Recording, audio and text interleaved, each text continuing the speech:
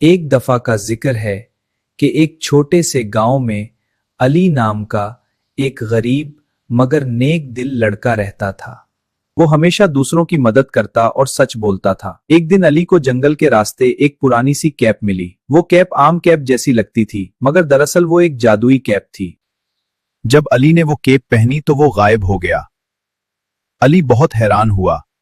اس نے دوبارہ کیپ اتاری تو وہ پھر نظر آنے لگا۔ علی سمجھ گیا کہ یہ کیپ جادوئی ہے۔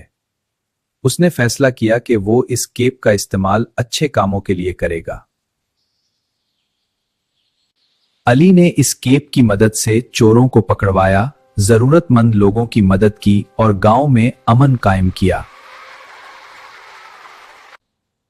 سب لوگ علی سے بہت خوش تھے، لیکن کسی کو اس کیپ کے راز کا علم نہیں تھا۔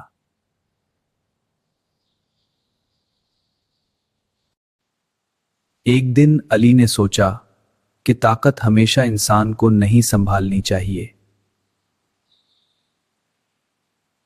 اس نے وہ کیپ واپس جنگل میں رکھ دی تاکہ کوئی غلط انسان اس کا غلط استعمال نہ کرے۔